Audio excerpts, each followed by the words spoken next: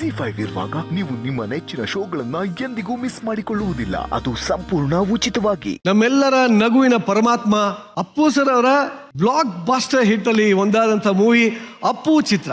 ಈ ಅಪ್ಪು ಚಿತ್ರದ heroism love ಸ್ಟೋರಿಯನ್ನ ವೇದಿಕೆ ಮೇಲೆ ತೋರಿಸಲಿಕ್ಕೆ ಬರ್ತಾರೆ. ಲೆಟ್ಸ್ ವೆಲ್ಕಮ್ ಉತ್ತರ ಕರ್ನಾಟಕದ ಹುಲಿ ಉಲ್ಲಾಸ್ ಅಂಡ್ ಪವಿ ಪೂವಪ್ಪ. ಹಾಯ್, ನೀವೇ ಅಲ್ವಾ ನನಗೆ ನಿನ್ನೆ ಹಾಸ್ಪಿಟಲ್ಗೆ ಅಡ್ಮಿಟ್ ಮಾಡಿದ್ದು? ಹಾಯ್, ಹೌದು. I love you. ವಾಟ್? ನಾನ್ ನಿಮ್ ಪ್ರೀತಿಸ್ತಾ ಇದ್ದೀನಿ. ಐ ಮೀನ್ ಅಪ್ಪವ್ರು ನಿನ್ ಲವ್ ಮಾಡ್ತಿದ್ದಾರೆ. ತಮಾಷೆಗೆ ಮಾಡ್ತಿದ್ದೀರಾ? I am serious. ಏನು ಉಚ್ಚಿಗೆ ಚಿದ್ದಿದ್ಯಾ? ನಾನು ನಿಮ್ಮನ್ನ ನೋಡ್ತಿರೋದು ಇದೆ ಮೊದಲನೇ ಸಲ. ಅಷ್ಟೇ, ಇಲ್ಲಿ ಏನ್ ಬರ್ತಾ ಇರ್ತೋ ಅದನ್ನ ಇಲ್ಲಿ ಡೈರೆಕ್ಟ್ ಆಗಿ ಹೇಳ್ತಾ ಇರ್ತೀನಿ. ಆದ್ರೆ ಇಷ್ಟು ಬೇಗ? ಸರಿ, 1 ಗಂಟೆ ಬಿಟ್ಟಾಳ, ಇಲ್ಲ 1-2 ಗಂಟೆ ಬಿಟ್ಟಾಳ, ಬಟ್ ನಾನು ಯಾವಾಗ ಹೇಳಿದ್ರು ನನ್ನ ಬಾಯಲ್ಲಿ ಬರೋದು ಒಂದೇ ಮಾತು, I love you, I love you.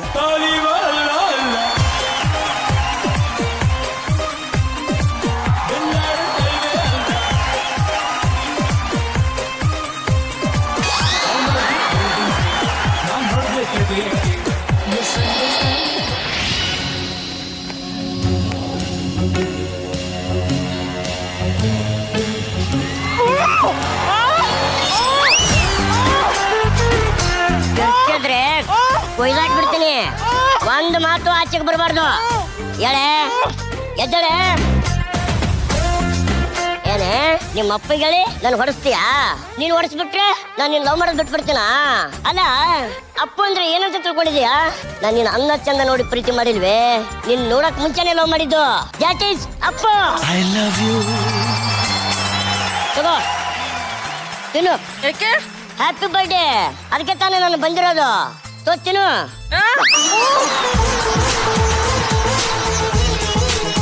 ಚೆನ್ನಾಗಿದೆಯಾ? ಮರ್ಯಾದೆನ ಹೇಳ್ತಾ ಇದೀನಿ, ಹೋಗ್ಬಿಡು. ನನಗ್ ಗೊತ್ತು ಕಣೆ, ನಾನು ಅಂದ್ರೆ ನಿನ್ಗೆ ತುಂಬಾ ಇಷ್ಟ ಅಂತ. ನಾನು ಕೊಟ್ಟಿದ್ದ ಕೇಕ್ ಯಾಕೆ ತಿಂದೆ? ಬೇಡ ನೋಡು, ನಾ ಅಪ್ಪನ್ ಕರೆದು ಬಿಡ್ತೀನಿ. ಸರಿ, ನಿಮ್ಮ ಅಪ್ಪ ಈಗ ಇಲ್ಲೇ ಬರ್ಲಿ, ಕೊಯ್ದಾಕ್ ಬಿಡ್ತೀನಿ. ಇರ್ಲಿ, ಈಗ ಮಲ್ಕ. ನಾವಿಬ್ರು ನಾಳೆ ಒಂದು ಅಂಡರ್ಸ್ಟ್ಯಾಂಡಿಂಗ್ ಬರೋಣ. ಓಕೆ?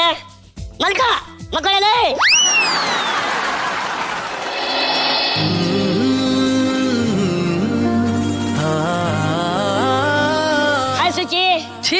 ರಾತ್ರಿ ಹೆದರ್ಕೊಂಡ್ಬಿಟ್ಟ? ನೀನ್ ನೋಡ್ತಾ ಇದ್ರೆ ರಾತ್ರಿ ಎಲ್ಲ ನಿದ್ದೆನೆ ಮಾಡಿಲ್ಲ ಅನಿಸ್ತುತ್ತೆ. ಅವತ್ ನಿಂಗೆ ಹಾಸ್ಪಿಟಲ್ ಸೇರ್ಸಿ ಕರ್ಕೊಂಡೋಗಿ ಕಾಪಾಡಿದೆ ತಪ್ಪಾಗೋಯ್ತು ಅನ್ಸುತ್ತೆ. ಕಾಪಾಡ್ಬಿಟ್ಟಲ್ಲ? ನನಗೆ ಗೊತ್ತು ಕಣೆ, ನೀನ್ ತುಂಬಾ ಕ್ಲೇವರು. ಅಪ್ಪಂತ ಒಳ್ಳೆ ಗಂಡ ಸಿಗಲ್ಲ ಕಣೆ ನಿಂಗೆ. ನನ್ಗೋಸ್ಕರ ಏನಾದ್ರೂ ಮಾಡ್ತೀಯ ನೀನು? ನಿನ್ಗೋಸ್ಕರ ನಾನು ಏನ್ ಬೇಕಾದ್ರೂ ಮಾಡ್ತೀನಿ. ಹಾಗಾದ್ರೆ ಸರಿ, ಆ ಬಿಲ್ಡಿಂಗ್ ಇಂದ ದುಮ್ಕು. ಜೋಕ್ ಮಾಡ್ತಿದ್ಯಾ ಸುಚಿ? ಯಾಕೆ ಭಯನಾ? ಅಪ್ಪವ್ರಿಗೆ ಪವರಿಗೆ. ಹಾಯ್ ಡಾರ್ಲಿಂಗ್, ಹಾಯ್ ಫ್ರೆಂಡ್ಸ್, ನನ್ ಡಾರ್ಲಿಂಗ್ ದಿಲ್ ಕೆ ಧಡ್ಕನ್. ನನ್ನ ಇಲ್ಲಿಂದ ಬೀಳು ಅಂತಿದ್ದಾರೆ. ಅಪ್ಪವ್ರು ಇವಾಗ ಕೆಳಗಡೆ ಬೀಳ್ತಾ ಇದ್ದಾರೆ. ಎಲ್ಲರೂ ಕ್ಲಾಪ್ಸ್ ಮಾಡಿ. Hi darling. ಒಂದ್ ನಿಮಿಷ ಸುಚಿ, ನನ್ ಬೀಳ್ಬೇಕಾದ್ರೆ ಒಂದ್ ಚಿಕ್ಕ ಡೌಟ್ ಬಂತು. ಅಲ್ಲ, ನಾನು ಸತ್ತೋಗ್ಬಿಟ್ರೆ ನಿನ್ ಜೊತೆಗೆ ಯಾರು ಇರ್ತಾರೆ? ನಿನ್ನ ಯಾರು ನೋಡ್ಕೊತಾರೆ? ಅಪ್ಪು,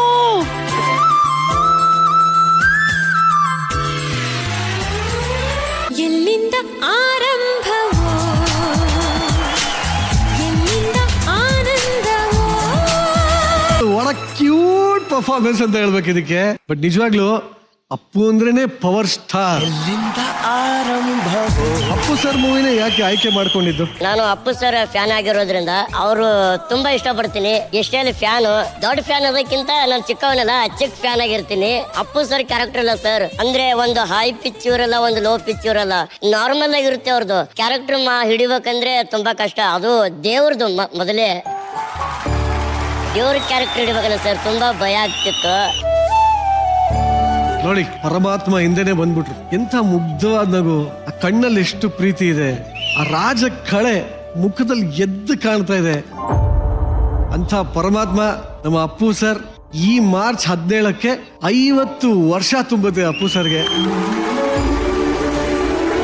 ಸಿನಿಮಾ ರಂಗಕ್ಕೆ ಬಂದು ಆಲ್ಮೋಸ್ಟ್ 50 ವರ್ಷನೇ ಆಗುತ್ತೆ ಅವ್ರು. ಯಾಕಂದ್ರೆ ಅವ್ರು ಹುಟ್ಟ 6 ತಿಂಗಳಿಗೆ ಅವರು ಪಾದಾರ್ಪಣೆ ಮಾಡ್ಬಿಟ್ರು ಚಲನಚಿತ್ರರಂಗಕ್ಕೆ. ನಿಜವಾಗ್ಲೂ ಅವರ ಸಾಧನೆ ಕೂಡ 50 ವರ್ಷ ಅಂದ್ರೆ ನಿಜವಾಗ್ಲೂ ಬರ್ಲಿ, ಜೋರಾದ ಚಪ್ಪಾಳೆ ಬರ್ಲಿ.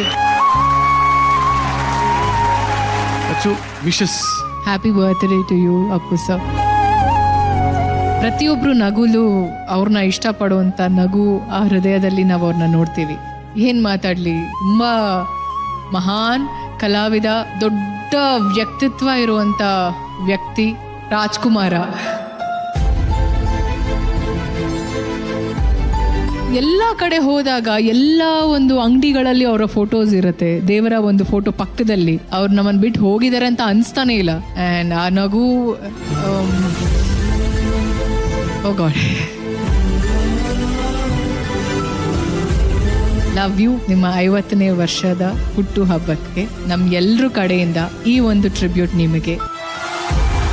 ಈ ಪಾತ್ರ ನಿಜವಾಗ್ಲೂ ಪುನೀತ್ ಅವರೇ ಮಾಡ್ದಂಗಿತ್ತು ನಮಗೆ ಎಲ್ರಿಗೂ. ಅಷ್ಟು ಚೆನ್ನಾಗಿ ಪಾತ್ರ ಮಾಡಿದ್ರಿ ನೀವು. ಇದು Ravi sir.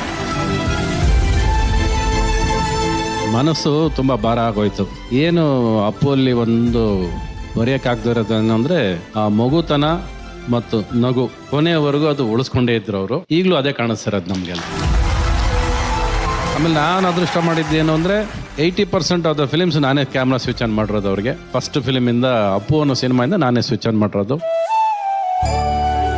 Best part of his character is he will never sit and gossip. ಕೂತ್ರೆ ಇನ್ ಯಾರ ಬಗ್ಗೆನೋ ಮಾತಾಡ್ಬೇಕಾಯ್ತು, ಇಲ್ಲಿ ಏನೋ ವಿಷಯ ಮಾತಾಡ್ತೀವಿ, ಇಲ್ಲಿ ನಮ್ಮ ಮಾತಿಂದ ಇನ್ ಯಾರಿಗೂ ನೋವಾಗುತ್ತೆ ಅನ್ನೋದಾದ್ರೆ ಈ ವಿಲ್ ನೆವರ್ ಸಿಟ್ ದೇರ್. ಅಲ್ಲಿ ಕೂತ್ಕೊಳ್ಳೋದಿಲ್ಲ, ಎದ್ದು ಹೊಟ್ಟೋಗ್ತಾ ಇರ್ತಾರೆ. ಈ ವಿಲ್ ಜಸ್ಟ್ ನನ್ನ ಕೆಲಸ ಆಯ್ತು ಹೋಗ್ತಾ ಇರ್ಬೇಕು. ಸೊ ಸ್ಪೆಂಡ್ ಮಾಡಿದ್ರೆ ತಾನೆ ಇನ್ನೊಬ್ರು ವಿಷಯ ಬರುತ್ತೆ ಅನ್ನೋದು. And I always wishes good for everybody. ಯಾರೇ ಬರಲಿ, ಏನೇ ಬರಲಿ, ಒಳ್ಳೇದಾದ್ರೆ ಸರಿ, ಇಷ್ಟೇ.